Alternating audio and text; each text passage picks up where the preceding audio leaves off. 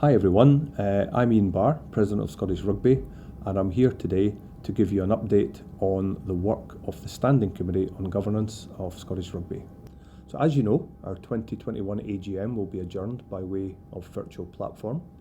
The resumed meeting will then take place in person on Sunday the 26th of September to allow full discussion and debate to take place on the business of the meeting. You'll also have seen that the annual report, including accounts, have been published and circulated to the membership. These are also available to download from our website, with ample time for you to consider the contents ahead of the resumed AGM in late September. I had hoped to present you in person at the August AGM on the work of the Council's Standing Committee on Governance. As that is now not possible, I will instead today provide you with an initial high-level overview on their behalf of the aims, work and new structures that the committee will soon start to consult upon. Various documents will be provided shortly and will form the basis of the consultation process at the resumed AGM in September. I'll then be able to update you on the progress of the governance review and consultation. So you may remember at the start of my presidency, I set out my ambition to tackle the governance review to ensure that we found a governance structure that sets Scottish Rugby up for the decades to come. The Dunlop report has served us well for a long time, but the rugby landscape has changed enormously since the report was published, and our structures altered to reflect its recommendations. I felt our governance frameworks needed to reflect those changing landscapes. The governance review process has taken longer than we anticipated, but the Standing Committee has been committed to providing our members with clarity on roles and responsibilities and proposals to shape our future governance. As a group, we believe it is more important to get the right outcome than get the fastest solution. So by way of background, in October 2020, I asked Gavin McCall QC to lead an independent review into the governance of Scottish Rugby.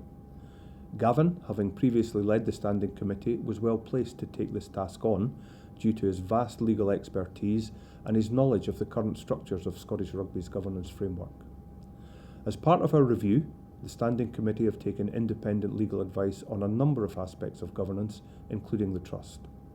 As the Trust has been in place since 1911, largely untouched, we felt this was a good starting point. The advice confirmed what we already knew, that the sole beneficiary of the Trust is the Union, which is made up of the members. We've been keen to ensure that the members' ownership of the Union is enshrined in any new structure going forward. The Standing Committee are extremely mindful that any proposed structure must place the clubs at the centre of what we do, and there must be clear lines in place to ensure that the Union is responsible, accountable and transparent in all of its dealings with its membership. We also need to keep in mind that Scottish Rugby, as well as being a sports governing body, is a business with a substantial turnover which must be able to operate nimbly and effectively in a modern sporting world. These two arms of our business have at times not worked in synergy, and one of the Standing Committee's aims has been to find a framework that balances these two parts of the business and creates a simplified structure that streamlines decision making and bolsters the accountability of the organisation to you, our members. To provide you with a brief overview in the proposed new structure, both the Trust and the Council will be dissolved. The Trust would be replaced by a new co, which is a company limited by guarantee. Many of you will be familiar with this type of vehicle, having adopted it yourselves. The new co sits at the apex of the Scottish Rugby ecosystem.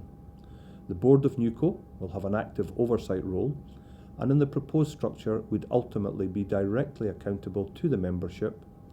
NewCo would assume the oversight role that the Council currently has, as well as having the usual responsibilities of a limited company. We believe that this structure provides strong representation and protection for the membership, with appointments on its board being directly elected by members.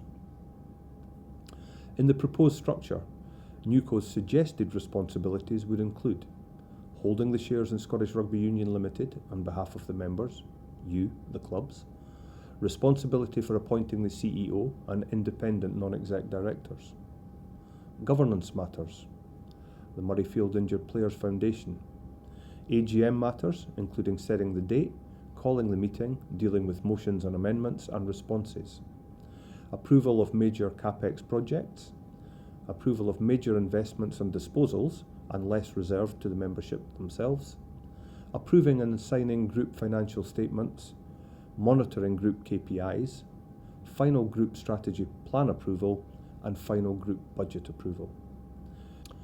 In our proposal, Scottish Rugby Union Limited would remain as the main operating vehicle within Scottish Rugby. This entity and the board associated would be responsible for the day-to-day running of the business, for producing and implementing the group strategy and budget, once approved by the NewCo board, and in turn for overseeing the Club Rugby board and the Performance Rugby board, which I will come back to shortly.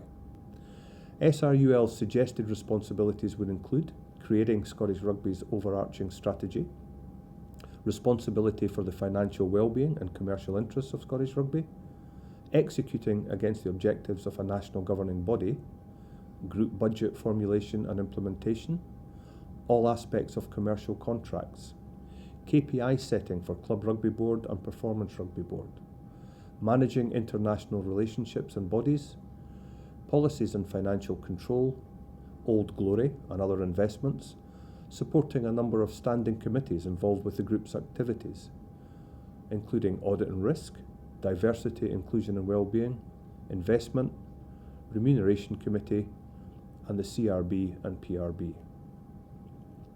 Over the last couple of years, there's been a growing desire for there to be greater separation between the professional and club game. The Standing Committee have discussed this at length and proposed that there is a dedicated board for each of these areas, which will give the club and professional games greater autonomy in how their part of the game is run. The Club Rugby Board. In the current proposal, the CRB would be directly responsible for the vision, mission and development of the club game in Scotland. The suggested responsibilities of the CRB would include budget formulation and implementation, once approved, competition, regulations and structures, disciplinary panel membership, championship and competition committee appointments, season structure, club support programs, MOS, etc., club name or status changes, training and education programs, strategy formulation for the community game for SRUL sign-off, match officials and competitions department, and regulatory matters for the community game. Each rep on the CRB would be the chair of their area rugby board. 5 area rugby boards are being suggested, which would provide local solutions for local issues. The Standing Committee acknowledged that the Council in its current form was no longer fit for purpose and believed that this proposed setup could give clubs the representation and autonomy that they seek in order to bring clarity to what clubs are in each area. Note that currently East is Edinburgh and Borders, and we propose to separate this into East and South. The Professional Rugby Board, PRB. The Professional Rugby Board would be charged with overseeing all performance and professional elements of rugby across Scottish Rugby, including men's and women's national sides, representative rugby, and Edinburgh Rugby and Glasgow Warriors.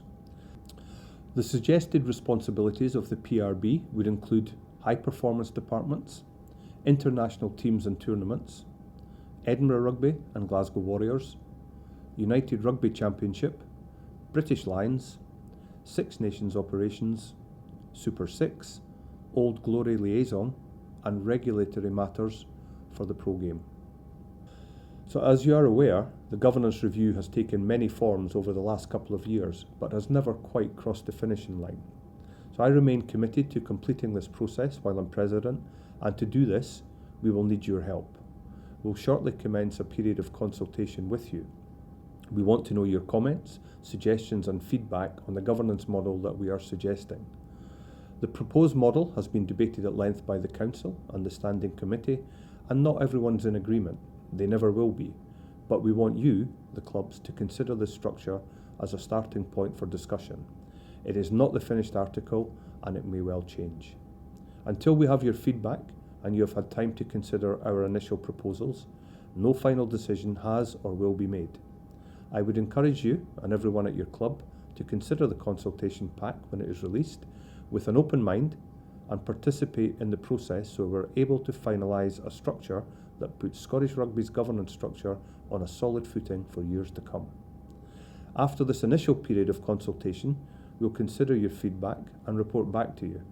A final stage of consultation will then be conducted before hopefully calling an SGM in the latter stages of 2021. You'll see from our proposal that some radical changes are being suggested by SCOG. The committee has embraced an attitude of starting from a blank sheet of paper to adapt and we believe modernise the governance structures of Scottish Rugby Union.